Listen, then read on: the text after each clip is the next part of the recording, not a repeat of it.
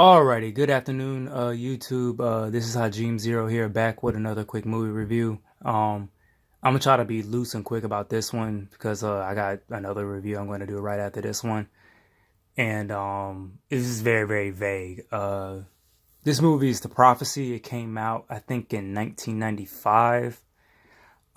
It's kind of like uh, a supernatural thriller.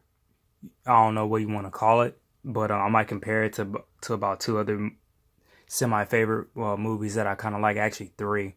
Hopefully, I can say them all. But this movie stars Christopher Walken, Eric Skulls, Viggo Mortensen, Virginia Marston, and forgive me because I cannot remember the main character who is the detective slash ex priest.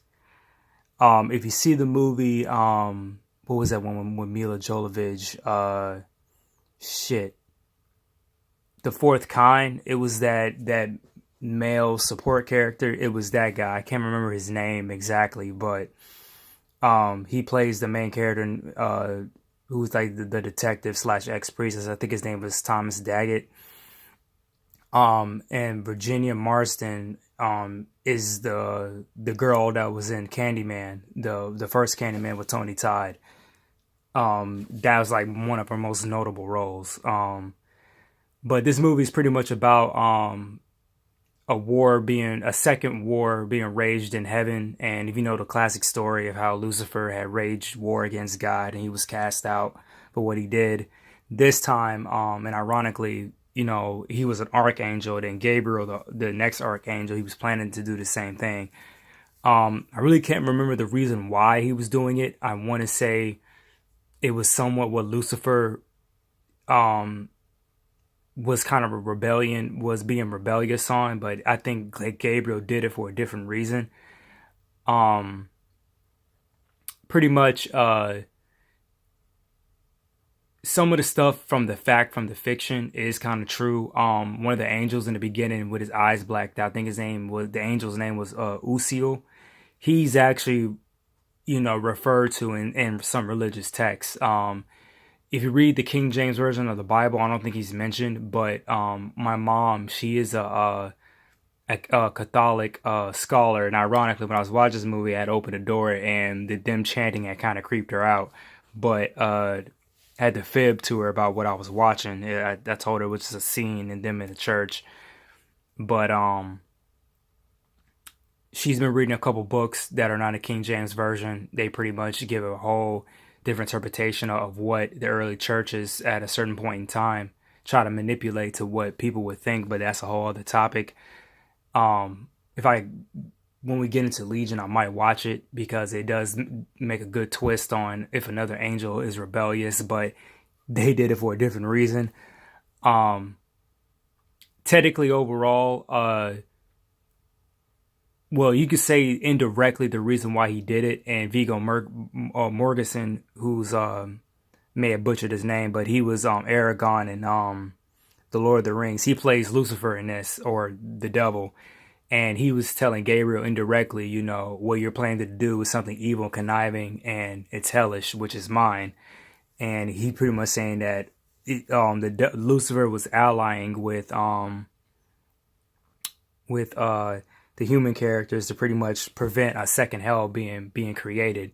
So it's kind of like that yin and yang that has to be there, and he, like he said, one hell is too many. Um, Pretty much that's all I have to say. Christopher Walken, he does a good job in this film. As most of his notable film performances, it is a kind of comedic at times. Seeing his roles in A View to Kill, what was it? The Rundown, Pulp Fiction. Those are the top four.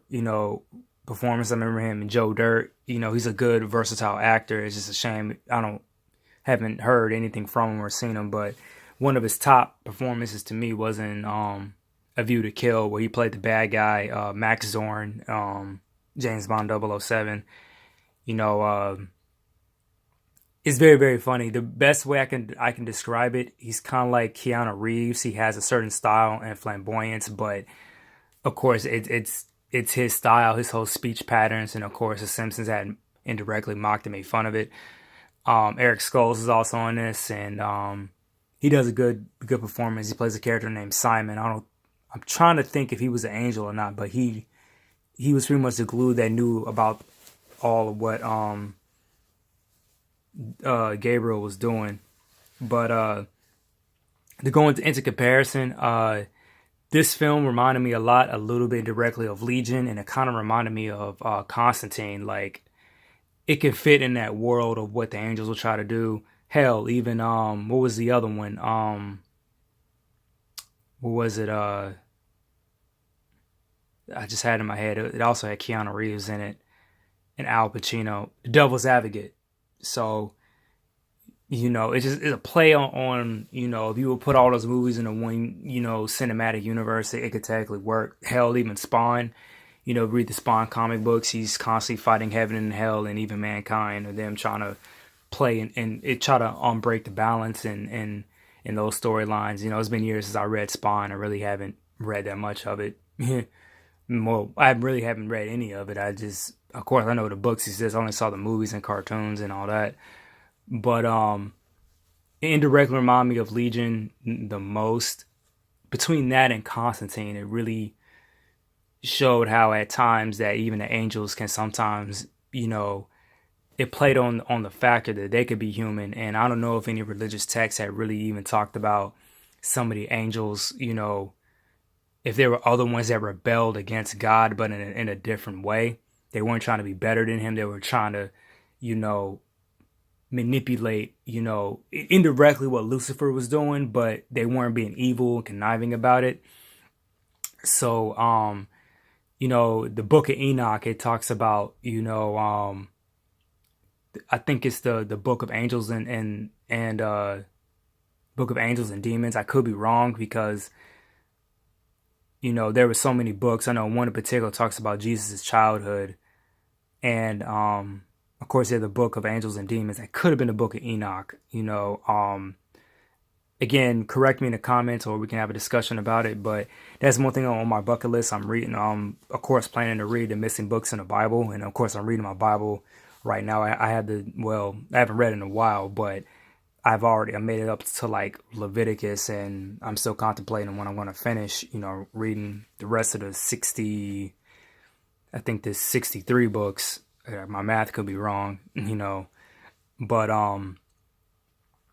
even in that one, I had the study Bible and it talked about the missing books. I think it vaguely touched on the Book of Enoch. I don't think it went into much detail. It only mentioned it vaguely. I want to say when Abraham was about to sacrifice his son, and then the footnotes, it went in a little bit of it. It tried. I think it said which angel it was, and it gave a little bit more light detail. But other than that, it's just up to interpretation. Pretty much, this movie, like I said, I give it like a C grade. It has a long series. The performance and the actors were really good. Like I said, the main character that played that priest/detective, to be honest, he fooled me for a second because he looks like Matthew Fox from Lost, but it's not him, and, both guys, I'm assuming they have like a 10-year age gap, but they do look alike. Like, it fooled me for a minute and I realized it was somebody else. So there's that. But that's pretty much all I have to say about this film. And I will talk to you guys later. Peace.